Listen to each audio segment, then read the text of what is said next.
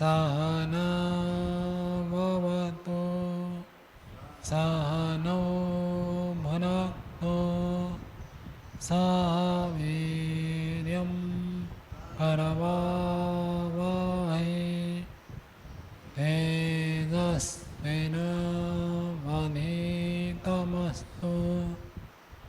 मा विद्विषावहै।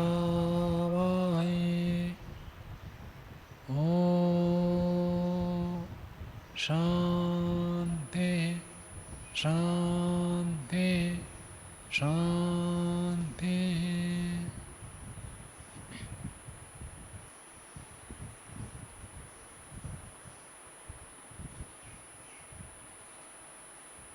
सांख्य दर्शन की 104वीं कक्षा है।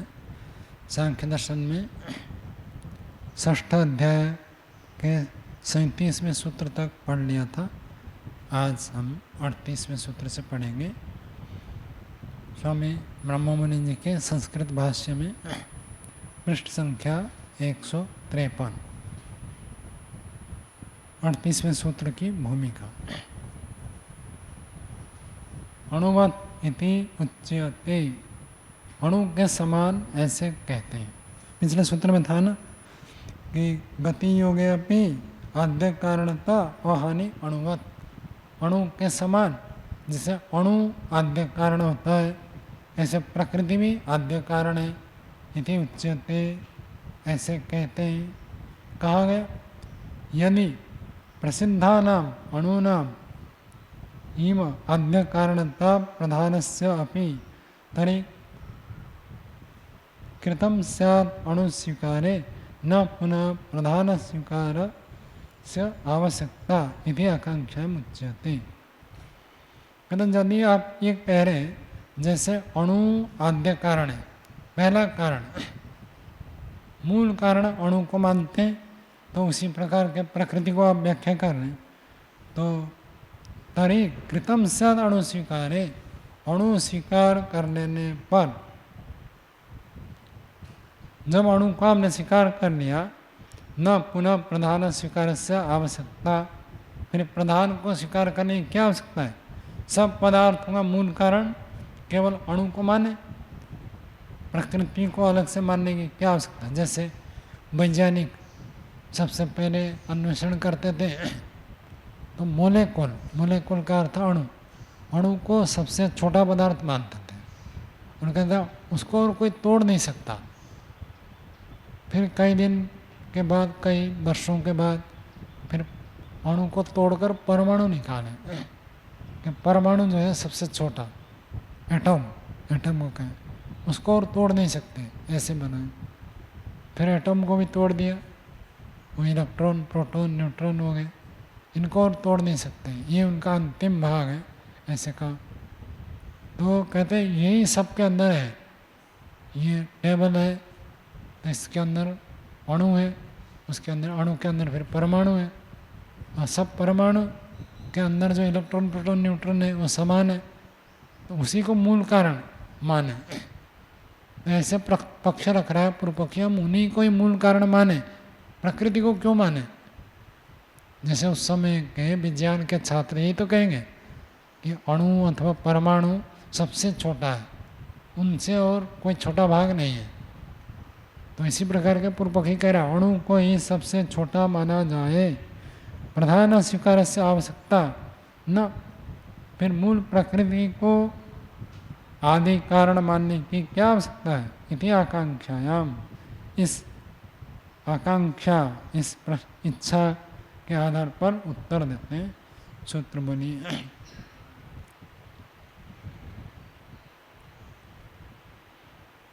38वां सूत्र बोलिए। प्रसिद्ध आधिक्यम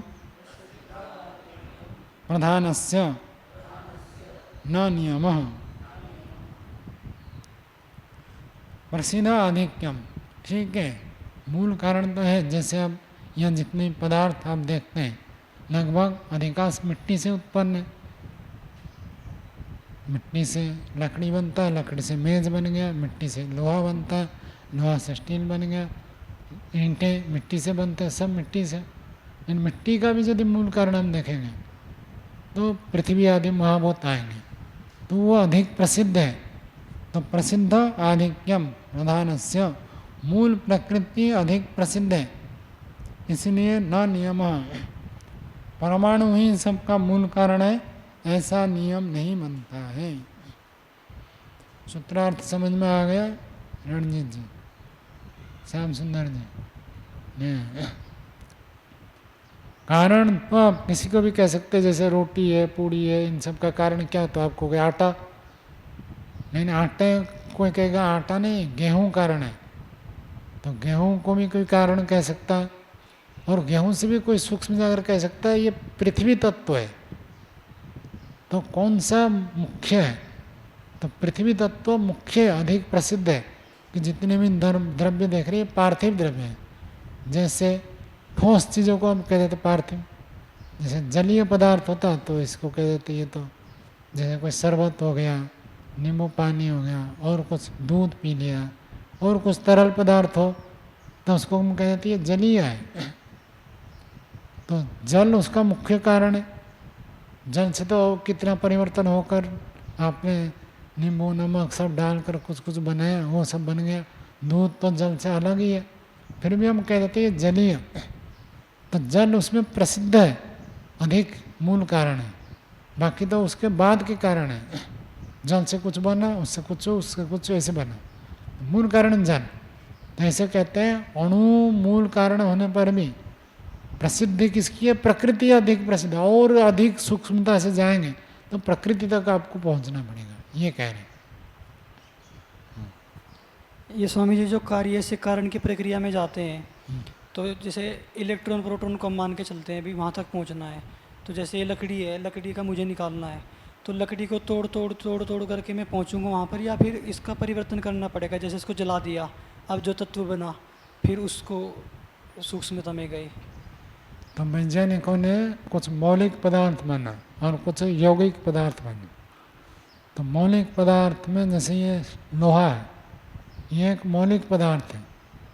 मौलिक यौगिक ऐसे भेद किया तो जिनमें केवल एक तत्व है, वो बदलता नहीं है, तो उसको मौलिक पदार्थ माने। लोहे में लोहे का गुण है, इसको तोड़ेंगे, दो टुकड़े कर देंगे तो उसमें भी लोहे का गुण रहेगा, उसको भी तोड़ेंगे तो लोहे का गुण रहेगा, उसको भी तोड़ेंगे लोहे का गुण रहेगा, तो बदलता नहीं। लेकिन लकड़ी आदि पदार्थ में तोड़ने से ये बदल जाते हैं। तो इसलिए लकड़ी कोई मौलिक पदार्थ नहीं है, ये यौगिक पदार्थ है। थोड़ा बताता हूँ आपको। जैसे सोना एक मौलिक पदार्थ, वैज्ञानिक की दृष्टि से बता रहा हूँ, सोना चांदी ये सब मौलिक पदार्थ, तांबा मौलिक पदार्थ है। जैसे पीतल के देखे, और पीतल कोई मौलिक पदार्थ नहीं है, दो धातु मिलाने से पीतल बनता है, तो उसको ये यौगिक पदार्थ मानते हैं। उसको जब तोड़ते जाएंगे तो तोड़ते तोड़ते वो दो धातु अलग हो जाएंगे, उन दो धातु को तो मौलिक कहेंगे, उनका मिश्रण को मौलिक नहीं कहेंगे। जैसे आप पानी पिला दिया, पानी एक मौलिक पदार्थ है, लेकिन पानी के साथ दूध मिलाकर चीनी डालकर शरबत बनाकर पिला दिया तो उसको मौलिक पदार्थ नहीं है। तो आप कहेंगे शरबत को तोड़ने से क्या मिलेगा? तो तोड़ने से अलग अलग चीज़, चीनी मिले चीनी अलग होगा, पानी मिले पानी अलग होगा, दूध मिले और दूध तो पानी से अलग होगा, दूध का पाउडर बन जाता है वो अलग होगा। ऐसे बहुत सारे यौगिक पदार्थ। तो वैज्ञानिक जो विभाग करते हैं यौगिक पदार्थों को, तो जिसको तोड़ते तोड़ते उसका धर्म बदल जाता है वो यौगिक, और जिसका धर्म बदलता ही नहीं है वो मौलिक। इसको आप तोड़ेंगे, इस लोहे में जो गुण मिलता है वही गुण उसके छोटे कण में भी मिलेगा, जितने भी छोटे करते जाएंगे परमाणु अणु तक मिलेगा। लेकिन लकड़ी में ऐसे नहीं, लकड़ी का जो धर्म मिलता है वो तोड़ते तोड़ते जब छोटे हो जाएंगे तो वो धर्म मिलेंगे नहीं। मिट्टी को मौलिक पदार्थ नहीं मानते, यौगिक पदार्थ मानेंगे। दीवार मकान सब यौगिक पदार्थ मानेंगे, तो उनके हिसाब अलग है। वो मौलिक पदार्थ कितना मानते हैं? लगभग 120 के आसपास उनके मौलिक पदार्थ, इतने को ही मानते हैं। उसमें गैसीय पदार्थ भी है, सबसे छोटा मौलिक पदार्थ हाइड्रोजन को मानते हैं, उसके एक इलेक्ट्रॉन है, एक प्रोटॉन न्यूट्रॉन बीच में रहते हैं और एक इलेक्ट्रॉन चक्कर काटते हैं, उसका केवल एक इलेक्ट्रॉन है। और हाइड्रोजन के बाद हीलियम, उसमें दो है। कभी उसको समझना चाहे तो अलग से समझ सकते हैं। दो है और दो टूट जाए तो टूटने की प्रक्रिया जो एटम बम होता है वैसे तो करते हैं। वो जो एटम के अंदर प्रोटॉन न्यूट्रॉन बीच में रहते हैं, उसके चारों तरफ इलेक्ट्रॉन चक्कर काटते हैं। ऐसे प्रक्रिया है, उसके इलेक्ट्रॉन को वो जो चक्कर काटते हैं उसको उसके मार्ग से च्युत करना पड़ता है। जैसे उस मार्ग से च्युत कर देंगे, उसमें इतनी आवश्यकता होती है, वो दूसरे को खींचेगा, दूसरे से खींचेगा तो दूसरा खाली हो गया, तो वो तीसरे से खींचेगा, तीसरे चौथे से खींचेगा। इस प्रकार का विस्फोट होता है उसमें। परमाणु के अंदर जो इलेक्ट्रॉन घूमते हैं वो बहुत विशेष बंधे हुए हैं, और इतने जोर से ये बंधे हुए हैं, इतने शक्ति से घूमते हैं, उसके अंदर इतनी शक्ति विद्यमान है, उसको हटाते ही ये विस्फोट हो जाता है। तो मौलिक पदार्थ में तोड़ तोड़ कर देखते हैं, जलाकर वो राख करके वो फिर तो कार्बन की प्रक्रिया हो जाएगी। कागज़ यौगिक पदार्थ है, कागज़ को जला देंगे, राख बन जाएगा, वो भी यौगिक रहेगा। तोड़ते तोड़ते एक एक कार्बन अलग निकलेगा, उसके 4 इलेक्ट्रॉन होते हैं कार्बन में, ऑक्सीजन में 8 होते हैं। ऐसे सबका वो गिन कर रखा, क्रम उनका ऐसे ही है, 1 2 3 4 इलेक्ट्रॉन के हिसाब से रखा। सबसे पहले हाइड्रोजन, हीलियम, उसके बाद से लिथियम, पूरा याद नहीं है, चौथे में कार्बन, ऐसे करते करते 8 में ऑक्सीजन।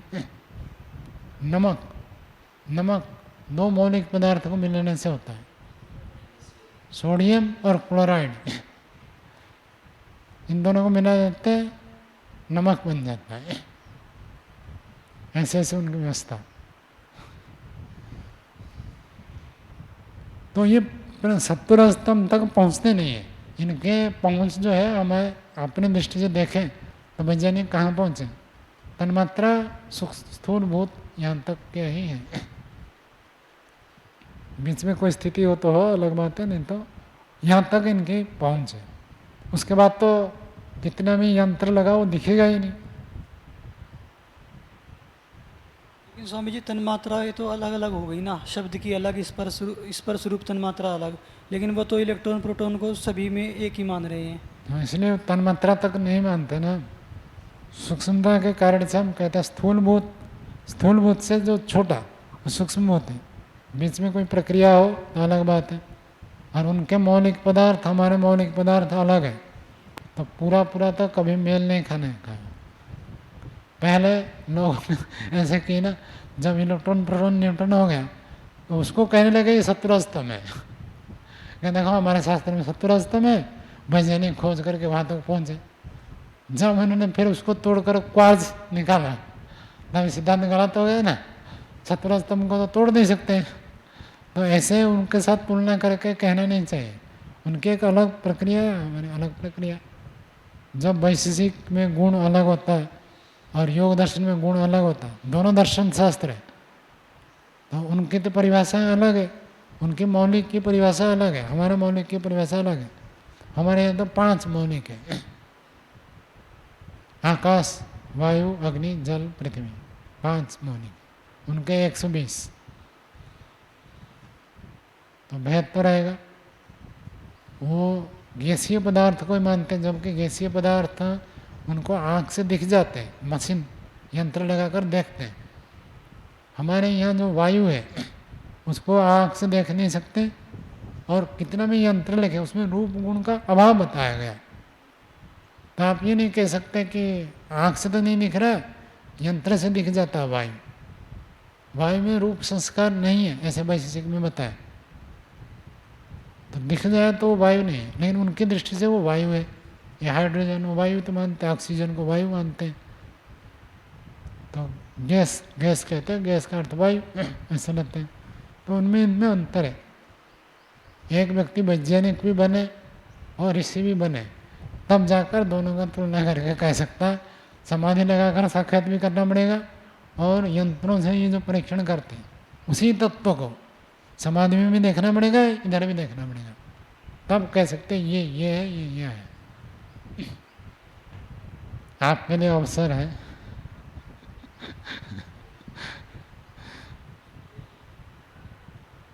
प्रसिद्धाधिक्यम प्रधान से न नियम। कुछ कह रहे हैं? ओ नमस्ते स्वामी जी। स्वामी जी, जो तन्मात्राओं की सूक्ष्मता है वो सबकी समान है? नहीं, सबके समान कैसे? जैसे महाभूतों में सबकी समान नहीं है ना। आकाश महाभूत बहुत सूक्ष्म है। आकाश से थोड़ा स्थूल वायु, वायु से अग्नि, अग्नि से जल, जल से पृथ्वी। तन्मात्रा में भी ऐसे ही होना चाहिए।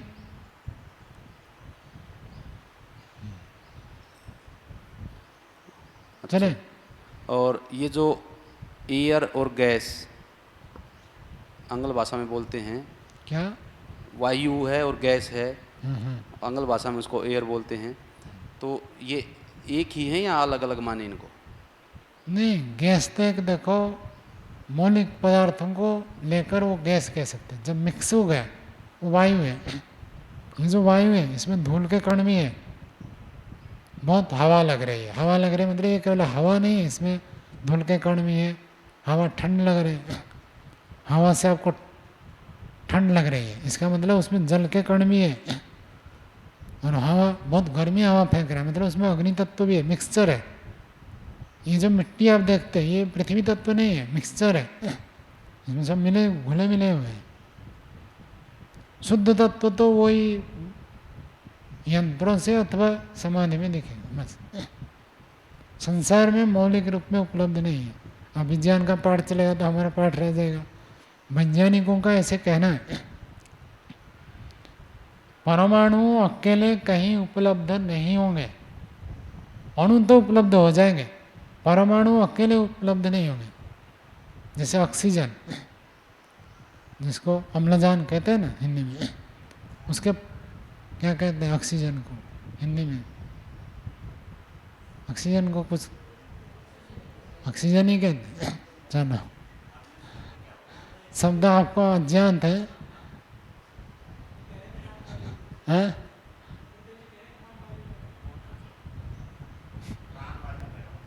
प्राणवायु में ऑक्सीजन को हिंदी में कुछ कहते हैं नहीं। मैं मेरा शब्द आपको तो पकड़ में नहीं आया ना, तो फिर मैं क्यों बोलूं? सुन नहीं पाया नहीं, दूसरों ने सुना समझा नहीं, इसका मतलब वो अग्राह्य शब्द है ना। ना अग्राह्य उसमें बन जाओ। दूसरी बात बताओ, जैसे ऑक्सीजन है, ऑक्सीजन के जो परमाणु है वो परमाणु ऐसे अलग अलग मिलेंगे नहीं। जैसे आप आटे के एक एक दाना अलग अलग बिखरे हुए मिलते हैं ना, लेकिन परमाणु ऐसे एक एक दाना अलग अलग मिलेंगे नहीं। परमाणु अकेले रह नहीं सकते। मैंने आपको जो बताया, अंदर हो गया प्रोटॉन और न्यूट्रॉन, उसके चारों तरफ इलेक्ट्रॉन घूमते हैं। वो जो उसके बीच में एक चक्र है, उसके ऊपर दूसरा चक्र है, उसका 8 बताया ना। ऑक्सीजन का 8 इलेक्ट्रॉन है, तो पहले चक्र में तो सबके 2 ही रहेंगे, और दूसरे चक्र में 2 के बाद फिर 8 रहेंगे। तो उसके पास तो कुल ही 8 ही है, तो 2 तो अंदर रह गए, अंदर वाले चक्र में। बचे कितने? 6 बचे। अब 6 बाहर के चक्र में है, तो उसको 2 कम पड़ रहा है। जैसे मनुष्य एक सामाजिक प्राणी है, इलेक्ट्रॉन में ऐसे सामाजिक है, वो अकेले रहने नहीं चाहते, उनका एक ग्रुप होगा कितने का, तो निश्चित है उसका एक नियम है। पहले में 2, दूसरे में 8, फिर 3, 2, 2, 4, 8, 16, 2, 8, 16 ऐसे उनका क्रम है। इतने इतने मिलकर रहेंगे। जो सरकार भी नियम करता है, कोई ट्रस्ट बनाना है तो कम से कम 5 सदस्य होना। 5 से ज़्यादा हो तो इतने कर सकते हैं, उससे ज़्यादा इतने कर सकते हैं। तो कोई फैक्ट्री खोलता है, इतने कर्मचारी हो तो उसको लघु उद्योग कहेंगे। उसके ज़्यादा कर्मचारी है तो मध्य उद्योग कहेंगे, उससे ज़्यादा हो तो बड़ा उद्योग कहेंगे। तो ऐसे इलेक्ट्रॉन का भी नियम है, वो एक चक्र में घूमते हैं। तो जो ऑक्सीजन का परमाणु है उसके अंदर 8 इलेक्ट्रॉन है, 2 तो नीचे वाले में रह गए, उसके ऊपर जो चक्र है उसमें 6 है, अब 2 कम पड़ रहे हैं 8 पूरा करने के लिए, वो 2 दूसरे से खींचेगा। दोस्ती करते हैं, मिलकर रहते हैं, तो 2 दूसरे का मिल जाएगा। कार्बन के साथ यदि दोस्ती कर दें तो उसको कार्बन डाइऑक्साइड कहते हैं, और यदि कार्बन के साथ मिल गया तो उसको अलग गाड़ियाँ जिसे निकलता है वो कार्बन डाइऑक्साइड है, वो हानिकारक हो जाता है। और ऑक्सीजन कोई ना मिले तो ऑक्सीजन के साथ जुड़ जाएगा, तो ऑक्सीजन के अणु तो आपको मिलेंगे, ऑक्सीजन के परमाणु नहीं मिलेंगे। बस जगत में जो भी मिलेंगे वैज्ञानिकों के आधार पर अणु केवल मिलेंगे, परमाणु नहीं मिलेंगे। परमाणु के लिए आपको अणुओं को तोड़ना पड़ेगा, जैसे जल है, इसमें H2O, अब हाइड्रोजन अणु परमाणु और ऑक्सीजन के परमाणु मिलकर ही बनेंगे, आपको अलग नहीं मिलेंगे। हाइड्रोजन ऑक्सीजन को अलग कर देंगे तो अलग हाइड्रोजन अलग ऑक्सीजन मिलेंगे नहीं, कहीं ना कहीं ये किसी के साथ दोस्ती कर लेंगे। जैसे मनुष्य अकेला नहीं रह सकता, किसी न किसी के साथ जुड़कर रहता है, ऐसे इलेक्ट्रॉन भी दोस्ती करके जुड़कर रहते हैं। परमाणु नहीं मिलेंगे, अणु मिलेंगे। स्वामी जी, आधुनिक विज्ञान में सभी को कहते हैं गैस ही कहते हैं, oxygen gas, carbon dioxide gas, hydrogen gas, ये जितनी भी पकड़ते हैं गैस को पकड़ते हैं। फिर ये वायु किसको मानते हैं, एयर किसको मानते हैं? बताया ना, जो मिक्सचर हो गया वायु है। वायु में ऑक्सीजन 21% है, नाइट्रोजन 78% है, ऐसे ऐसे उनका हिसाब है ना। कार्बन डाइऑक्साइड इतने प्रतिशत है वायु में। वायु मतलब युग्म हो गया। जैसे इनको बताया शरबत में पानी भी मिलाया, दूध भी मिलाया, चीनी भी मिलाया, बादाम पीस कर डाला, ये सब चीज़ मिला दिया, अब शरबत। आप कहेंगे शरबत किसको कहते हैं? मैं कहूँगा जो मिक्सचर है। तो वायु किसको कहते हैं? जो मिक्सचर है। और उसके अंदर अलग अलग गैस है। कौन सा गैस कितना है? यही इतने गैस इस मात्रा में रहे तो वायु हमारे लिए लाभदायक है। यदि वायु में वो गैस कम हो जाए तो सांस लेने में तकलीफ होगी, रोग उत्पन्न होंगे। अभी मैं थोड़ा प्रसंग है इसलिए पूछ लेता हूँ। अभी आपने बताया कि कोई सी भी तत्व में बीच में 2 इलेक्ट्रॉन जरूर रहेंगे, तो जिनके एक ही इलेक्ट्रॉन होता है वो एक रहेगा, तो इसलिए हाइड्रोजन का एक ही है। हाँ। एक तो एक ही का होगा ना। इलेक्ट्रॉन की संख्या निश्चित है और वो संख्या एक ही को मिलेगा। 8 इलेक्ट्रॉन ऑक्सीजन में है तो और किसी में 8 नहीं होगा, या तो 7 होगा या तो 9 होगा। तो हर एक में ऐसे 1 2 3 4 ऐसे क्रम से 120 तक लेते हैं। तो एक हाइड्रोजन में है तो उसके सर्कल में एक ही है, तो वो अकेला नहीं रहेगा, दूसरे हाइड्रोजन के साथ मिलकर जुड़कर रहेगा। इसलिए तो कह रहा हूँ वो ऐसे खाली रहने पाएंगे कभी भी। एक हाइड्रोजन परमाणु और दूसरे हाइड्रोजन परमाणु मिलकर 2 हाइड्रोजन के परमाणु मिलकर एक हाइड्रोजन के अणु बनेंगे। 2 परमाणु मिल गए, एक अणु बन गया। अब अणु रह सकता है, वो किसी के साथ जुड़ भी सकता है, नहीं भी जुड़ सकता है, वो अलग स्वतंत्र रह सकता है, मिल सकता है, लेकिन परमाणु नहीं मिलेगा। परमाणु हमेशा किसी न किसी के साथ बंध कर रहेगा, ये नियम है। सजातीय भी हो सकता है, विजातीय भी हो सकता है। हाइड्रोजन हाइड्रोजन के साथ मिल गया तो सजातीय हो गया, हाइड्रोजन किसी और के साथ मिले तो विजातीय हो गया, वो नया पदार्थ बनेगा। तो ये परमाणु को ही क्यों आदि कारण न मान ले, सत्वर स्तंभ को क्यों माने? तो सूत्रकार ने कहा क्योंकि उनकी प्रसिद्धि अधिक है। कारण के रूप में उनकी प्रसिद्धता, अर्थात परमाणु को तो आप तोड़ते जाएंगे तो सबसे अंत में सत्वर स्तंभ मिलेंगे, इसलिए उनकी प्रसिद्धि अधिक है कारण के रूप में। भाष्य देखिए, प्रसिद्ध आधिक्यम प्रधानस्य जगत कारणत्वेन प्रसिद्धेभ्य अणुभ्यः आधिक्यम ज्येष्ठ्यम प्रधानस्य आदि कारणतायाम्।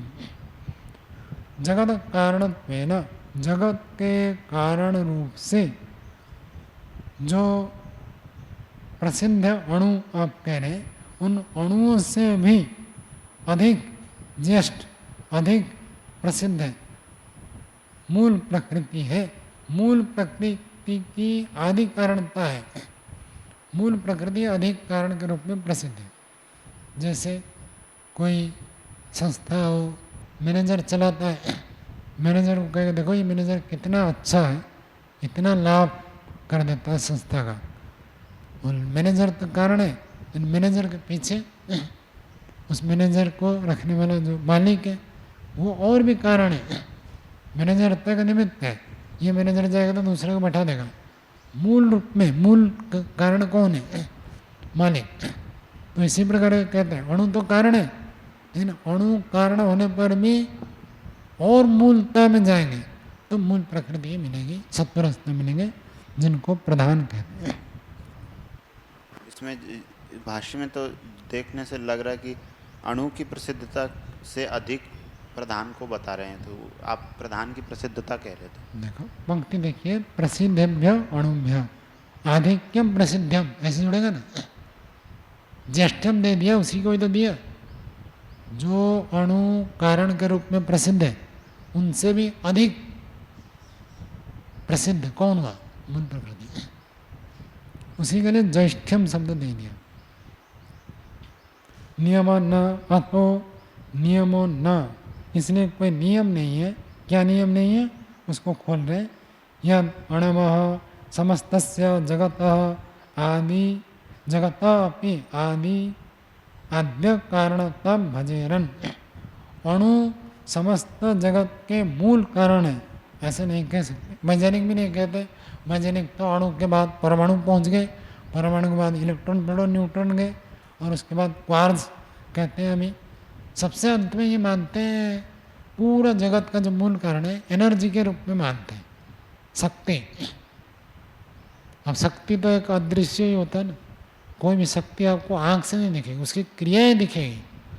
मूल शक्ति तो कैसे दिखेगी? चुंबक जब खींचता है तो शक्ति का आप अनुमान करते हैं। शक्ति तो दिखती नहीं ना, काला नीला पीला, धरती में आकर्षण शक्ति है, तो शक्ति दिखती नहीं है। तो ये कहते हैं ये इसी रूप में मूल कारण है। वैज्ञानिक ऐसे कल्पना कर रहे हैं, वास्तविक अभी पहुंचे नहीं। बाकी हमारा शास्त्र तो कहता है सत्वरजतम मूल कारण है। तो आत्मो नियम न कि अणु ही जगत का मूल कारण होवे, ऐसे कोई नियम नहीं है। न नियम हो गया। आगे देखिए, भवन्तु खलु पृथ्वी आदि पिंडानाम यद्वा पृथिव्यादि, व्य में आकार नहीं है तो आकार लगा दीजिए। पृथिव्यादि भूतानाम आद्य कारणानि ते अणवः तेषां सूक्ष्म अंशाः तन्मात्रा आख्याः। तो ब्रह्ममुनि जी कह रहे हैं भवन्तु, भले होवे, ये जो पृथ्वी आदि बड़े बड़े पिंड है, पृथ्वी एक बहुत बड़ा पिंड दिख रहा है, पृथ्वी में फिर नदी नाले पहाड़ पर्वत कितने कितने प्रकार के पदार्थ है, लोहा सोना चांदी ये सब है।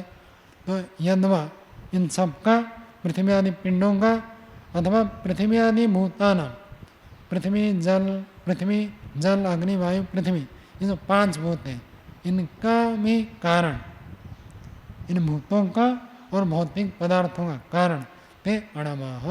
अणुओं को इनका कारण तो मान सकते हैं। अणु की बात कब तक रहेगी? तन्मात्रा तक, बस। तन्मात्रा के पीछे और अणु संज्ञा नहीं रहेगी, अणु संज्ञा हट जाती है, वो अलग संज्ञा में आ जाते हैं। ते अणवः तेषां सूक्ष्म अंशाः तन्मात्रा आख्या। क्योंकि 5 भूत है तो 5 भूत का सूक्ष्म, 5 तन्मात्रा है। यहाँ भी तन्मात्रा में भी हमारे 5 ही है, 5 तन्मात्रा से 5 भूत बनते हैं। तो वैज्ञानिक के हिसाब से देखेंगे तो ये समन्वय नहीं हो पाएगा। उनका तो 120 है, हमारा 5 है, बनेगा नहीं। और इलेक्ट्रॉन प्रोटॉन न्यूट्रॉन मानेंगे तो भी नहीं बनेगा, क्योंकि वो तो सभी में है। परंतु तेभ्यो अपि कारणम अहंकारः, उन तन्मात्राओं का भी तो और कारण है आगे पीछे, वो अहंकार है। तस्यापि महतत्वम और उसका भी कारण महतत्व, पुनः तस्यापि कारणम प्रधानम, उसका भी कारण जो है प्रधान है। अतः प्रधानस्य आद्य कारणतायाम आधिक्यम ज्येष्ठ्यम अणुभ्य, इसलिए प्रधान जो है आदि कारण, मूल कारण, सबसे आधिक्यम हो गया शिवनाथ जी, लिख दिया आधिक्यम बराबर ज्येष्ठम, सबसे अधिक प्रसिद्धि कारण के रूप में तो प्रकृति का ही है, परमाणुओं का नहीं है। अयम अन्यो अपि हेतु प्रधानस्य ज्येष्ठ्ये यत्, ये एक दूसरा हेतु भी प्रदान कर रहे हैं प्रधान की ज्येष्ठता में। प्रधान ज्येष्ठ है अर्थात सबसे अधिक प्रसिद्ध कारण है, उसमें हेतु देना है। सूत्र बोलिए, आकार लगा दीजिए, आकार छूटा हुआ है। सत्वादि नाम अतद्धर्मत्वम तद्रूपत्वात्, सत्व आदि तो आज छूटा हुआ है, सत्वादियों का अतद धर्मत्व, सत्वादि उसके धर्म नहीं है। पिछले सूत्र में किसकी बात हुई थी चंद्रदेव जी? पिछले सूत्र में किसकी चर्चा हुई? प्रधान के। तो यहाँ कहते थे अतद धर्मत्वम, तो क्या अर्थ हो जाएगा?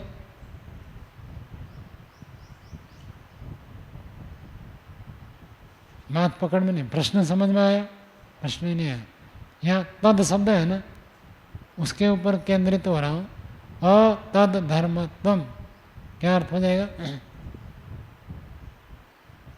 प्रधान के ये धर्म नहीं है। कौन से? सत्वादि नाम, सत्व रजतम ये जो है ये प्रधान के धर्म नहीं है। मतलब मूल प्रकृति का गुण सत्वरजतम नहीं है। आप कहेंगे सत्वरजतम तो मूल प्रकृति है, तो सत्वरजतम मूल प्रकृति का गुण नहीं कैसे? सत्वरजतम ही प्रकृति है, प्रकृति का गुण ऐसे नहीं है। जैसे मेरा हाथ अलग है, मैं अलग, हाथ अलग, ऐसे सत्वरजतम का गुण, प्रकृति का गुण सत्वरजतम ऐसे नहीं कह सकते। सत्वरजतम ही प्रधान है, सत्वरजतम ही प्रकृति है। प्रकृति का धर्म, प्रकृति की विशेषता ऐसे नहीं। प्रकृति और सत्वरजतम अभिन्न है, ये कहना चाहता हूँ। तो ये स्वामी जी सीधा सूत्र में ही कह रहे हैं इस बात को। सूत्र में ही कह रहे हैं, देखो कि ये सत्वादि नाम, सत्वादियों का अतधर्मत्व, प्रधान का धर्मत्व नहीं है। क्यों? तद्रूपत्वात्, सत्वरजतम ही प्रधान है, तो प्रधान से अलग नहीं। जैसे दीवार है तो हम कहते हैं ईंटें, सीमेंट और सब मिलकर दीवार हुआ, तो ऐसे सत्वरजतम अलग, प्रधान अलग, ऐसे नहीं, सत्वरजतम ही प्रधान है, ये कहना चाहिए। भाष्य देखिए, सत्वादिनाम अतद्धर्मत्वम तद्रूपत्वात् सत्वरजस्तमसाम अतद्धर्मत्वम प्रधान अधर्मत्वम प्रधान अगुणत्वम सत्वरजतमसाम, सत्वरजतम इनका अतद्धर्मत्व, अतद तद का अर्थ कर दिया, प्रधान धर्मत्वम न, ये प्रधान के धर्म नहीं है, प्रधान के गुण भी नहीं है। प्रधान और सत्वरजतम एक ही बात। न ही सत्वरजस्तमांसी प्रधानस्य धर्मा गुणाः सन्ति, सत्वरजतम में प्रधान का धर्म गुण विद्यमान है ऐसा नहीं है। तद्रूपत्वात् तत्स्वरूपत्वात्, वो वही स्वरूप है। सत्वरजतम कह दो और चीनी अलग मीठा अलग नहीं है, चीनी ही मीठा ऐसे, और मिठाई हो जाए तो उसमें तो बहुत सारी चीज़ें होती हैं, तो प्रधान ऐसे सत्वरजतम से कोई अलग चीज़ है ऐसे नहीं। मिलाकर बना दे, संघात हो जाए तो अलग है। सत्वरजतम का संघात, सत्वरजतम से कुछ बन गया तब उसका नाम प्रधान है ऐसे नहीं। सत्वरजतम से कुछ बना नहीं है उसी का नाम प्रधान है, बन जाने के बाद तो महतत्व अहंकार आदि होता है, ये कहना चाहिए। उत्तम है पूर्वम, पहले भी ये कहा है, सत्वरजस्तमसाम साम्यवस्था प्रकृति ही।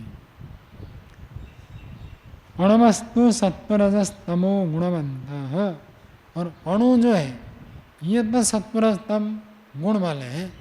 एक अणु के अंदर बहुत सारे सत्वरजतम होंगे, चाहे पृथ्वी का अणु हो, जल का अणु हो, कुछ भी हो। एक वैज्ञानिक यहाँ पहले आते थे, वो बताते थे एक बूंद आप पानी उठाया, एक बूंद पानी उठाया, एक बूंद टपका, उसके अंदर कितने 3 लाख अणु होते हैं लगभग। मतलब कोई छोटा भी हो सकता है, बड़ा भी हो सकता है, तो इतने अधिक संख्या में अणु होते हैं। तो उस अणु के अंदर और सत्वरजतम देखेंगे तो अणु के अंदर तो सत्वरजतम बहुत हो सकते हैं, लेकिन अणु अंतिम नहीं है, ये कहना चाहते हैं। अणुवस्तु सत्वरजस्तम गुणवंतः, अणुओं को आप कह सकते हैं ये सत्वरजतम गुण वाले हैं, उनके अंदर सत्वरजतम है। न तो तद्रूपा तन्मया, तद्रूपा में एक द पहले लिखा है उसको काट दीजिए, 2 द हो गया ना। तद्रूपा पहला वाला द काट दीजिए, न तो तद्रूपा तन्मया, सत्वरजतम अणु नहीं है। जो लोग पहले कह देते थे सत्वरजतम बराबर इलेक्ट्रॉन प्रोटॉन न्यूट्रॉन, वो गलत है, मना कर रहे, ब्रह्ममुनि जी भी मना कर रहे। किंतु स्वस्वभूत विषय गंधादि गुणवंतश्च उत्तम ही, लेकिन ये अपने अपने भूतों के विषय गंधादि गुण वाले होते हैं। अणु लेंगे तो पृथ्वी का अणु अलग है, जल का अणु अलग है, अग्नि का अणु अलग है, सबके अणु अलग अलग है। तो पृथ्वी के अणु में गंध गुण होगा, जल के अणु में रस गुण होगा, अग्नि के अणु में रूप गुण होगा, सबके अलग अलग है। उत्तम ही योग दर्शन का उदाहरण दे रहे, पार्थिवस्य अणोः गंध तन्मात्रम सूक्ष्म विषय। तन्मात्रा हम हिंदी में ऐसे बोल देते हैं, संस्कृत में तो तन्मात्रम। तो पार्थिवस्य अणु, पार्थिव अणु का गंध तन्मात्र जो है वो उसका सूक्ष्म विषय है। आप्यस्य रस तन्मात्रम, जल जलीय भूत का, जल महाभूत का रस तन्मात्र उसका कारण है। सूक्ष्म विषय का अर्थ उपादान कारण। तेजसस्य रूप तन्मात्रम, अग्नि तत्व का उपादान कारण रूप तन्मात्रा है। वायव्यस्य स्पर्श तन्मात्रम, वायु का स्पर्श तन्मात्रा कारण है। आकाश से शब्द तन्मात्रम, और आकाश महाभूत का कारण जो है वो शब्द तन्मात्रा है। प्रधानस्य न गुणवत्वम अतः ज्येष्ठ्यम तेभ्यो अणुभ्यो तस्य, प्रधान का गुणवत्वम न, प्रधान गुण वाला नहीं है, अर्थात प्रधान गुणों से अलग नहीं है। सत्वरजतम गुण ही प्रधान है। गुणवत्वम अतः ज्येष्ठ्यम तेभ्य अणुभ्य, इसलिए उन अणुओं से अधिक सूक्ष्म है। अणु तो बहुत स्थूल है, अणु के अंदर सत्वरजतम देखेंगे तो बहुत सूक्ष्म है। तस्य एतस्य महत्वपूर्णस्य जड़स्य प्रधानस्य एतादृशी महती प्रवृत्ति किमर्थम उच्यते। तस्य एतस्य उस इसका महत्वपूर्ण से जड़स्य, इतना जो महत्वपूर्ण है, मूल कारण है प्रकृति, ऐसे महत्वपूर्ण जड़ प्रधान कहिए, प्रकृति कहिए, इस प्रकृति का एतादृशी महती प्रवृत्ति, ये प्रवृत्ति क्यों होती है? क्यों मूल प्रकृति जगत के रूप में परिणत हो जाती है? प्रकृति जगत बनने में कारण क्या है? स्वयं तो भोग करती नहीं है, इस विषय में प्रश्न उठा रहे। महती प्रवृत्ति किमर्थम इति उच्यते, किस हेतु से उसको यहाँ प्रस्तुत कर रहे हैं। सूत्र बोलिए, 40वां सूत्र। अनुपभोगे अपि पुमर्थम सृष्टि प्रधानस्य उष्ट्र कुंकुम वहनवत। ये पीछे आया था उष्ट्र कुंकुम वहन, पीछे भी आया था। छठा अध्याय उपसंहार करते हैं, सार रूप में फिर प्रस्तुत करते हैं। तो पीछे की जो बातें आई हैं लगभग उन्हीं को ही सार रूप में प्रस्तुत कर रहे हैं। तो अनुपम हो गया कि प्रकृति प्रधान भोग करती नहीं है, भोग न करने पर भी पुरुष के लिए प्रधान की सृष्टि होती है। मूल प्रकृति पुरुष के लिए सृष्टि के रूप में बदल जाती है। क्यों? उष्ट्र कुंकुम भानुवत। जैसे ऊँट कोई बाहर ढोए तो ऊँट अपने लिए बाहर नहीं ढोता है। किसके लिए? मनुष्यों के लिए। ऊँट गाड़ियाँ चलती है यहाँ, कभी सुबह आप देखेंगे, सुबह सुबह ऊँट गाड़ी लेकर जाते हैं लोग, फिर रात को वापस आते हैं।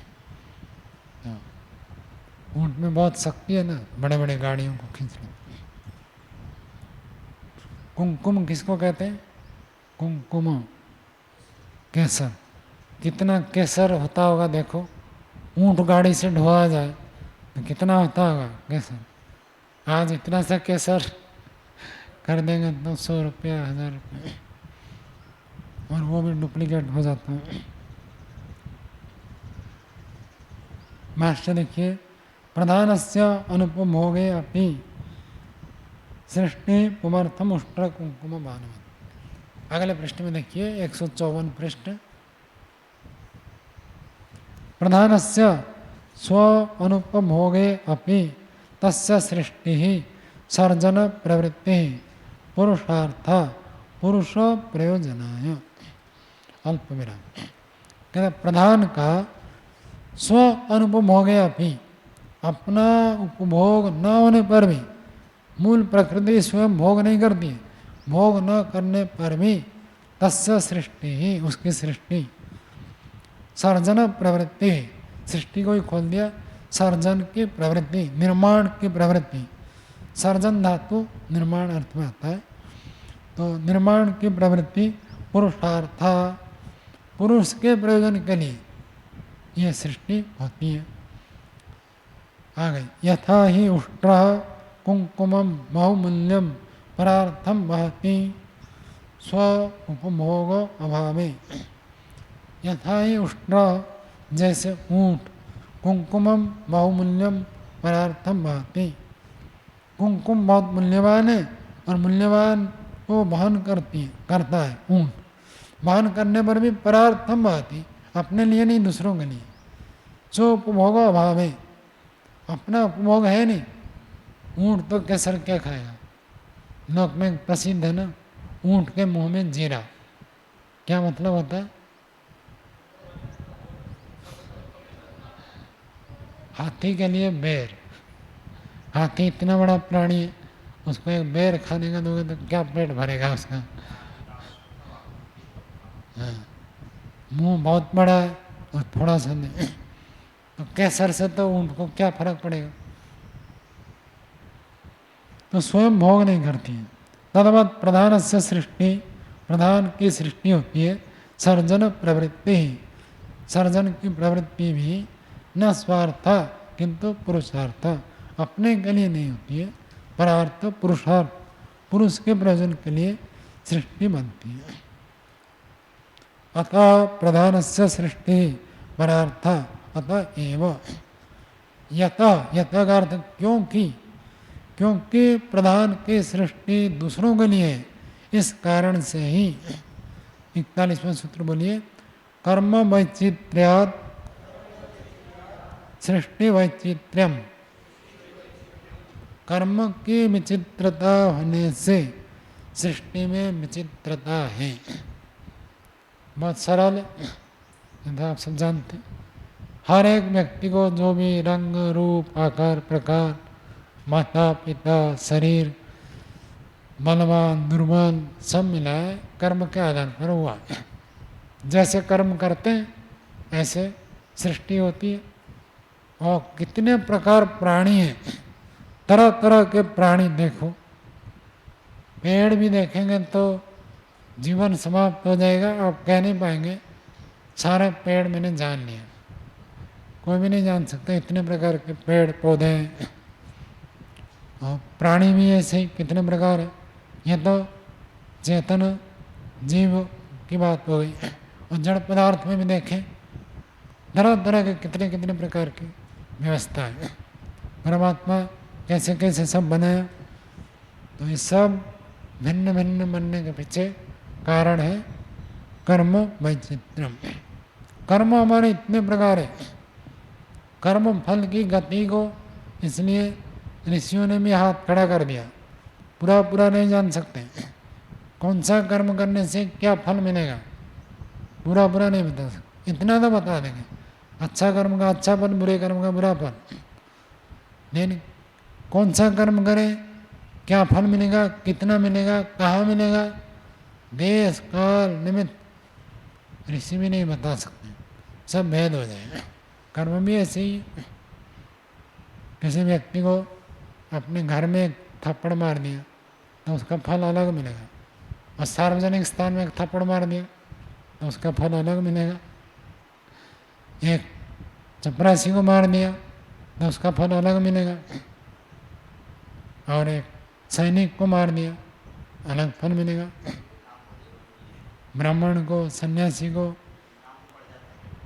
ब्रह्महत्या सबसे बड़ा दोष माना गया, तो सब भेद हो जाएगा। देश काल निमित्त के भेद होने से कर्म भेद हो जाएगा। कर्म वही है, फल देने में भेद हो जाएगा। तो कहाँ कर्म करते हैं, कैसे कर्म करते हैं, उसके आधार पर फलों में बहुत भेद हो जाएगा। तो ये फिक्स कोई नहीं कह सकता कि इस कर्म का ये फल होता है। इतना तो कह देंगे दान देने से पुण्य मिलता है, लेकिन क्या दान देंगे और किसको दान देंगे, वही दान की क्रिया है। 1000 रुपया दान दिया, अब अलग अलग व्यक्ति को दिया, समान पुण्य नहीं होगा। किसको देने से ज़्यादा पुण्य मिलेगा, जो वेदानुकूल कार्य करता है उसको देने से ज़्यादा पुण्य मिलेगा। तो सब नियम है, कहाँ बताया ऐसे सब, बस 6ठे अध्याय में। ठीक, स्वामी जी ये ब्रह्म हत्या क्या होती है जी? ब्रह्म हत्या, ब्रह्म की हत्या, ब्राह्मण की हत्या। ब्राह्मण को कभी मारना नहीं है। ब्राह्मण न हंतव्य, ब्राह्मण की हत्या नहीं करनी चाहिए।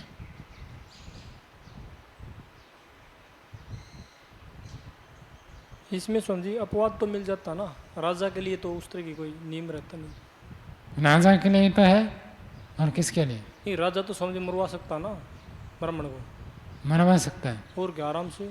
उसी को ही कहते हैं ब्राह्मण को मत मारो भाई। और मारेगा कौन? क्या स्वामी जी? और दूसरा तो कोई मारने वाला होता है नहीं, दंड देने वाला तो राजा है। तो राजा के लिए तो ये नियम ही है कि वो चाहे माता पिता गुरु कोई भी हो, जो उसको तो मरवा सकता है, उसमें तो कोई बात ही नहीं। हाँ वही हम बात समझ बता रहा सीधी हूँ। सीधी लिखा मिलता है स्वामी जी। महाभारत ये जो टीवी में धारावाहिक दिखाया था ना, उसमें एक परीक्षण के लिए लाए थे। 4 व्यक्ति ने मिलकर एक हत्या की है। तो दुर्योधन को पूछा गया कि भाई इसको क्या दंड देना चाहिए, तो उन्होंने कहा हमारे राज्य में तो ऐसे जो हत्या करता है उसको मृत्यु दंड दिया जाता है, तो 4 को मृत्यु दंड। फिर युधिष्ठिर जी को पूछा गया आप बताओ इन 4 ने हत्या की और स्वीकार भी करते, इनको क्या दंड मिलेगा? तो उन्होंने कहा पहले मैं इनका वर्ण पूछना चाहता हूँ। तो एक ने कहा मैं शूद्र हूँ, एक ने कहा मैं वैश्य हूँ, एक ने कहा मैं क्षत्रिय हूँ, एक ने कहा मैं ब्राह्मण हूँ। तो शूद्र को जितना दंड, क्षत्रिय को, वैश्य को 2 गुना, वैश्य से उसको 2 गुना। लेकिन ब्राह्मण के लिए युधिष्ठिर जी ने हाथ खड़ा कर दिया, कहता ब्राह्मण हंतव्य नहीं होते, ब्राह्मण को मानना नहीं चाहिए। ब्राह्मण को राजा दंड नहीं दे सकता। ब्राह्मण को दंड देने के लिए उन्होंने कहा हमारे इस राज्यसभा में कुल गुरु है, वही वो ब्राह्मण है, वही उनको दंड का विधान करेंगे, मैं नहीं करूँगा। मतलब राजा अपनी मर्जी से किसी ब्राह्मण को दे तो ब्राह्मण सब ब्राह्मण को मार देगा, वो तो ऐसे नहीं, उसके लिए मना ही है। जैसे आज भी जो प्रधानमंत्री आदि बन जाते हैं वो ऐसे दंड विधान नहीं करेंगे, न्यायाधीश बैठता है, वो ब्राह्मण प्रवृत्ति के होते हैं। जबकि आप क्षत्रिय कह सकते हैं, राज्य शासन, लेकिन उनका जो ज्ञान होता है ना, संविधान को पढ़ना, जानना, समझना, ज्ञान में वो परिपक्व होते हैं। तो ब्राह्मण को ब्राह्मण दंड देगा, राजा उसका विधान करेगा, व्यवस्था करेगा, वो ठीक है। मेरे को तो समझे ऐसे याद आ रहा है कि जैसे राजा के लिए दंड दे सकते हैं, मनुस्मृति में ऐसा सीधे सीधे चलो आप तो मनुस्मृति पढ़ ही रहे हो, आ जाएगा। ठीक ठीक है। मनुस्मृति में 6ठे अध्याय में है ना, तो आ जाएगा उसमें, 6ठे या 7वें में होगा। तो कर्म की विचित्रता होने से सृष्टि में विचित्रता है। कर्म वही कर्म है, कहाँ कहाँ कैसे कैसे भेद हो जाता है, तो बहुत विचित्र है। तो सृष्टि में भी वो सब विचित्रता है। भाष्य देखिए, पुरुषाणाम कर्म वैविध्यात् सृष्टि वैचित्रम प्रधानस्य सृष्टि वैविध्यम भवति। पुरुषों के कर्मों में विविधता होने से विभिन्न प्रकार कर्म, कितने प्रकार हम कर्म करते हैं, तो कर्म अलग अलग अलग अलग होने से सृष्टि में भी विभिन्नता है। प्रधान वैसे ही सृष्टि बना। आगे देखिए, भवतु पुरुष कर्म वशात् विविधा सृष्टि तस्य विविध सृष्टि उत्पादनाशो कार्य कथम भवता इति आकांक्षा उच्यते। कहते पुरुष के कर्म के विविधता से सृष्टि अलग अलग अलग अलग भले होवे, लेकिन तस्य विविध सृष्टि, वो जो विभिन्न प्रकार का सृष्टि है, तो फिर कभी सृष्टि बनती है, कभी विनाश हो जाता है। ये क्यों होता है? ये दो कार्य, उत्पन्न होना और विनाश होना। उत्पादन नाशो कार्य कथम भवता, कैसे होते हैं, यदि आकांक्षा, इस आकांक्षा में अगला सूत्र कहते हैं। सूत्र बोलिए, 42वें सूत्र, साम्य वैषम्याभ्याम कार्यद्वयम। साम्यता और वैषम्यता, इन दोनों से दो कार्य होते हैं। दो कार्य मतलब सृष्टि की उत्पत्ति, सृष्टि का विनाश। विनाश भी एक कार्य है, उत्पन्न भी एक कार्य है। तो ये दो कार्य साम्य और वैषम्यता के आधार पर होता है। भाष्य देखिए, कार्यद्वयम साम्य वैषम्याभ्याम विविध सृष्टे उत्पाद नाशश्च द्वे कार्ये सत्व रजस्तमसां वैषम्यात् साम्यात् भवतः। विविध सृष्टि, ये जो अलग अलग तरह तरह की सृष्टि है, ग्रह उपग्रह नक्षत्र लोक लोकांतर सब बनाए, इन सब का सृष्टि का उत्पाद नाशश्च, उत्पन्न होना और विनाश होना, द्वे कार्य, ये दो कार्य सत्व रज तम के वैषम्यता और साम्यता से होता है। उसी को आगे और व्याख्या करके बता रहे, सत्व रजस तमसाम वैषम्यात् बराबर न्यून अधिक योगात्। वैषम्यता का अर्थ कम अधिक, तो कम अधिक योग होने से विविध सृष्टि है उत्पाद अल्प विराम।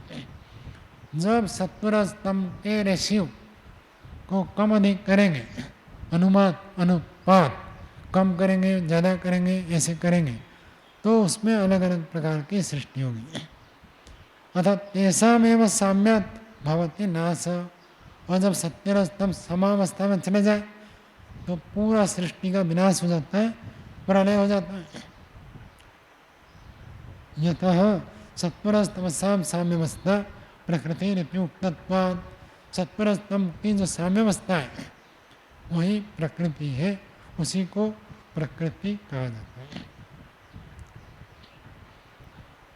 आगे, ननु सत्वरजस्तमसाम वैषम्ये सति अपि विमुक्तम प्रति प्रधानस्य सृष्टि कुतो न भवति यदि अत्र उच्यते।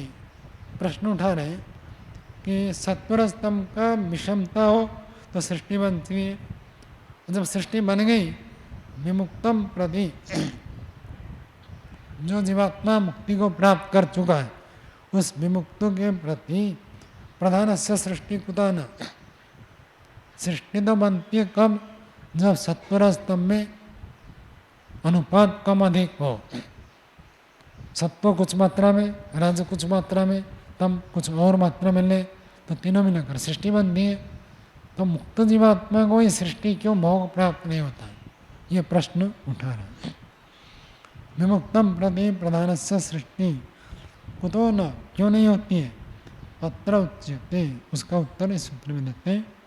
43वें सूत्र बोलिए, विमुक्त बोधात न सृष्टि प्रधानस्य लोकवत्। विमुक्त का बोध होने से, जो विमुक्त है उसको बोध हो जाता है। किसका बोध हो जाता है, आत्मज्ञान बोध हो जाता है, प्रकृति पुरुष का भेद का बोध हो जाता है। जब उसको तत्व ज्ञान का बोध हो गया तो बोध हो जाने से प्रधानस्य सृष्टि न तस्य कृते, उसके लिए फिर प्रधान की सृष्टि नहीं बनती। लोकवत, लोक में भी जैसे होता है, भोजन आपने कर लिया, अब कितना भी बढ़िया भोजन है, पेट तो भर गया, पेट भरने के बाद और नहीं खा सकते, तो उसका पेट भर गया। किसका, विमुक्त, जिसको विवेक हो गया उसका पेट भर गया। जिसका पेट भरा नहीं है वो इधर उधर मुंह मारता रहता है। पशु में तो ऐसे होता, पेट भर जाने पर भी मुंह मारते हैं, ऐसे सुना है, अनुध्यान तक किया हुआ है। बकरी का तो प्रसिद्ध है। और जैसे छिपकली आदि का आप देखोगे वर्षा काल में लाइट आदि में बहुत कीड़े हो जाते हैं, छिपकली कभी खाली थोड़ी रहती है, पेट भर जाए तो भी खाती रहती है। मनुष्य भी ऐसे ही करता है, जब पेट भर जाए अर्थात तृप्ति हो जाए कि लग जाए कि भाई इससे तृप्ति होगी नहीं, तब तक तो वो उधर ही मुंह मारता रहेगा। जब पता चल गया कि भाई यहाँ कितना भी करो तृप्ति नहीं होगी, तो फिर विवेक को प्राप्त करने के लिए प्रयत्न करता है। ऐसे सूत्र पीछे भी आया था ना, क्या आया था बताओ, कौन बताएगा। विमुक्त व्यक्ति के लिए सृष्टि नहीं होती है। हिंदी में बता दो, सूत्र भले ना बताओ।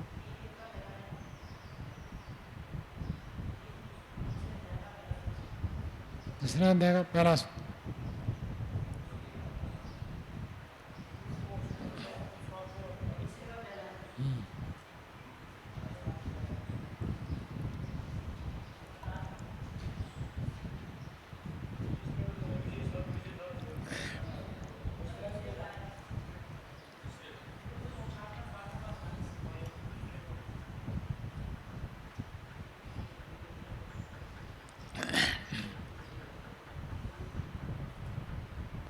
बहुत सारे सूत्र है। नर्तक की बात एक उदाहरण दिया था, नर्तकी नाच करती है तो लोग देख लिए नाच, फिर दोबारा नहीं देखते, तो नर्तकी हट जाती है। और दोष बोधे अपनी नोपसर्पणम कुलावधुवत, कुलावधु जे अब उसका दोष पता चल गया तो फिर वो सामने नहीं आती, हट जाती है। तो ऐसे ही प्रकृति का दोष जब तक पता नहीं है, प्रकृति आपके सामने नाच करती रहेगी और आप भोगते रहो। जब पता चल जाए ये दोष है, तब फिर विवेक हो जाए तो फिर प्रधान उसके सामने नाच नहीं करती है, नाच नहीं करता है, सृष्टि बनाता नहीं। प्रधान कही है, प्रकृति कही है, एक ही बात है। विमुक्त व्यक्ति का बोध हो जाने से, तत्वज्ञान हो जाने से प्रधान उसके लिए सृष्टि नहीं बनाता है लोक के समान। भाष्य देखिए, विमुक्त बोधात प्रधान से सृष्टि न लोकवत विमुक्तो अहम इति बोधात खलु विमुक्तम प्रति प्रधान से सृष्टिर न भवति। न में रेप लगा हुआ, प्रधान से सृष्टिर न भवति लोकवत कृतकृत्यत्वात्। कहते विमुक्तो अहम इति बोधात, मैं विमुक्त हूँ ऐसे बोध हो जाने से, तत्व जाने हो जाने से, मैं तो आत्मा हूँ, किससे घुलने मिलने वाला नहीं हूँ, ऐसे बोध हो जाने से उस विमुक्त के प्रति प्रधान की सृष्टि नहीं होती है। लोकवत कृतकृत्वत्वात्, लोक के समान कृतकृत्य होने से। यथा लोके मुक्त भोजन न पुनर्भोजनाय प्रवर्तते, जिसने भोजन खा लिया फिर दोबारा नहीं होता। बड़े बड़े भोज होते हैं तो एक साथ सबके लिए जगह नहीं होती। यहाँ भी शिविर रखते थे पहले, तो एक साथ सबको नहीं होता। पहले एक बैच भोजन करते हैं, फिर दूसरा बैच, फिर तीसरा बैच भोजन करते हैं। पहला बैच भोजन हो गया, दूसरा बैच बैठे, तो दूसरे बैच में कौन बैठते हैं? जिन्होंने भोजन नहीं किया, और जो कर लिया वो दोबारा नहीं बैठते हैं दूसरे बैच में, तीसरे बैच में भी नहीं बैठते, वो भोजन कर लिया। तो जैसे लोक में भोजन कर लेने वाला फिर भोजन नहीं करता, ऐसे ही जिसको आत्मबोध हो गया प्रकृति उसके लिए सृष्टि नहीं बनाती है। ननु विमुक्ता न प्रवर्तते प्रवर्तेत सृष्टि भोगाय। अल्प विराम। कहते हैं विमुक्त जो हो गया, विमुक्ता न प्रवर्तते, विमुक्त तो प्रवृत्त नहीं होता है सृष्टि भोग के लिए। जो मुक्त हो गया, जिसको तत्वज्ञान हो गया, बोध हो गया, वो भोग के लिए तो प्रवृत्त नहीं होता है। किंतु प्रधानस्य विभुत्वात् सर्वत्र तस्य सृष्टि कार्याय प्रवृत्तत्वात् विमुक्तस्य अपि तत्सृष्टेः उपगमनं तु भविष्यति इत्यत्र उच्यते। कह रही है कि जो विमुक्त हो गया वो तो नहीं जाएगा, लेकिन सृष्टि तो उसके पास जा सकती है ना। सृष्टि को भोगने के लिए वो दौड़ नहीं लगाएगा, नहीं, सृष्टि तो दौड़ कर उसके पास जा सकती है ना। संयोग कितने प्रकार होते हैं आपने पढ़ा है वैसे में, एकतर, अन्यतर, उभयतर, ऐसा है ना।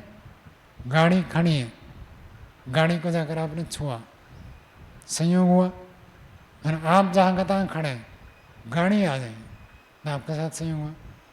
और तीसरा, गाड़ी भी आ रही है, आप भी जा रहे हैं, दोनों का संयोग। 3 प्रकार का हो सकता। तो जो उसको विवेक हो गया वो तो जाएगा नहीं, लेकिन सृष्टि तो उसके पास दौड़ कर आएगी ना। आलम्बन तो संसार में बने रहेंगे। कोई सोचेगा ये आलम्बन के कारण मेरा नहीं हो रहा, इनके कारण से मैं उन्नति कर नहीं पा रहा। आलम्बन तो संसार से कभी हटने वाले नहीं, हमेशा बने रहेंगे। तो उसी बात को कह रहा है पूर्व पक्षी, प्रधानस्य विभुत्वात्, प्रधान तो व्यापक है, व्यापक होने से सर्वत्र तस्य सृष्टि कार्याय प्रवृत्तत्वात्, सृष्टि कार्य के लिए सब जगह प्रकृति प्रवृत्त है। तो विमुक्तस्य अपि, जो मुक्त हो गया, जिसको आत्मबोध हो गया, उस तस्यापि, उसके लिए भी तत्सृष्टि है उपगमनम, सृष्टि उसके पास भी तो जाएगी। तो भविष्यति इत्यत्र उच्यते। प्रसाद जी चीनी खाते हैं नहीं खाते हैं? चीनी कभी कभी खाते हैं। तो शरबत बांटने वाला आपके पास तो जाता होगा ना, तो सबको बांटता है। तो आप ना खाएं तो भी आपके पास जाकर बांटेगा, जो खाए उनको भी देता है, नहीं खाए तो भी देता है। आप नहीं लेता अलग बात। तो ऐसे कह रहे सृष्टि तो पहुंच जाएगी ना, जिसको आत्मज्ञान हो गया, सृष्टि तो उसके पास भी पहुंच जाएगी, जाकर कहेगी मुझे भोग करो। उसका उत्तर देते हैं 44वें सूत्र बोलिए, न अन्य उपसर्पणे अपि मुक्त उपभोग निमित्त अभावात्। कहते अन्य का उपसर्पण होने पर भी सृष्टि भले दौड़कर चलकर आए, आने पर भी मुक्त उपभोग न, मुक्त व्यक्ति उपभोग नहीं करता। मुक्त से उपभोग मुक्त उपभोग, मुक्त व्यक्ति उसका उपभोग नहीं करता। कोई कितना भी प्रलोभन दे, आकर्षण दे, तो विवेकी व्यक्ति फंसता नहीं। महर्षि दयानंद जी कहते थे, मेरे हाथ उंगलियों में, उंगलियों को बत्ती बनाकर जला दे तो भी मैं सत्य ही बोलूँगा, मिथ्या का खंडन करूँगा। तो प्रलोभन लोगों ने कितना दिया, तो माने नहीं। तो ऐसे प्रकृति तो सरक कर आएगी और कहेगी भोगो मुझे, लेकिन जिसको तत्व ज्ञान हो गया वो और भोग नहीं करेगा।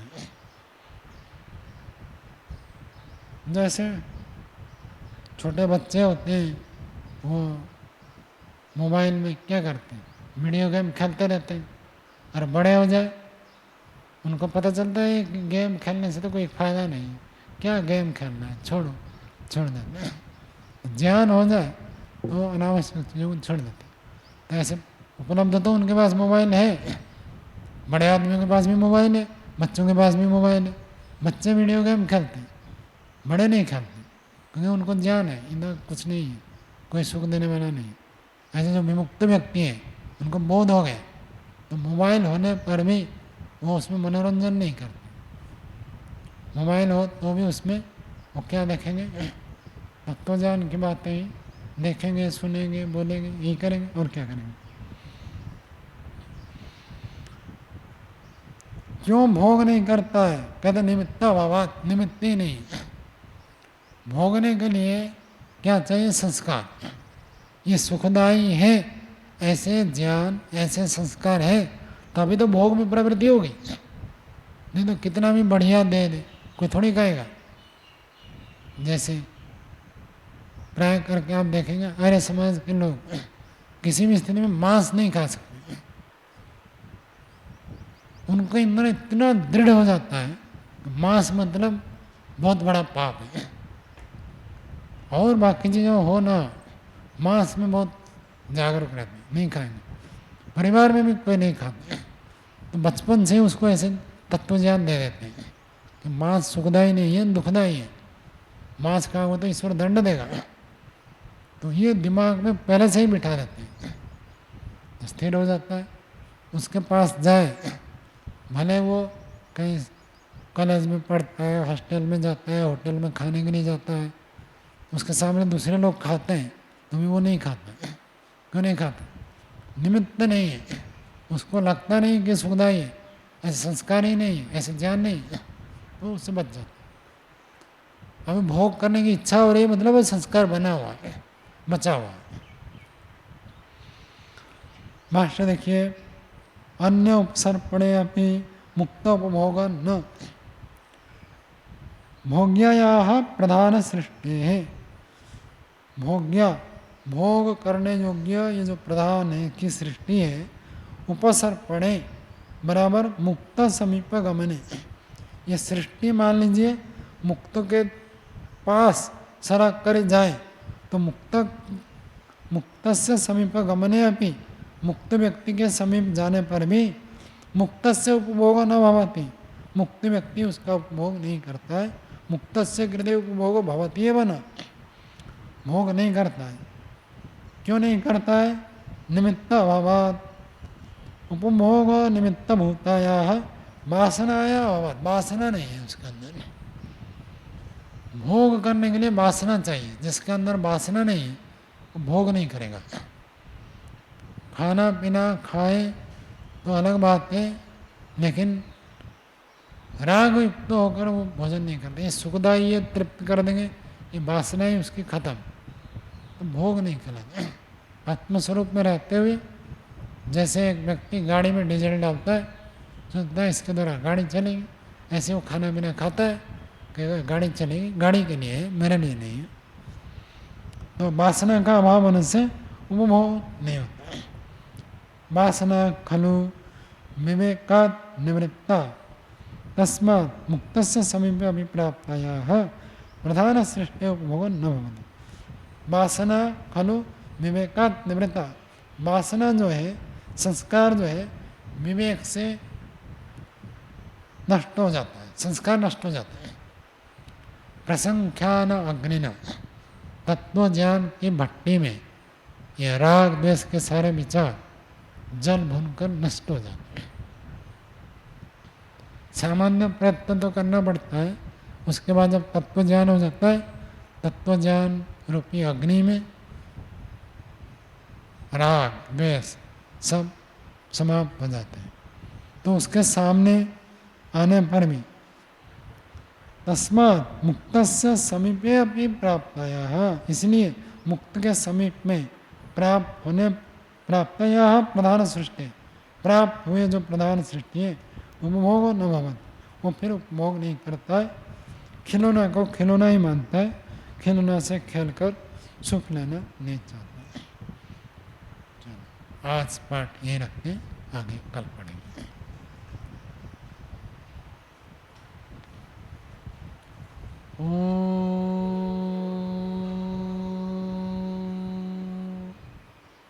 शांति शांति शांति। सर्वेभ्यो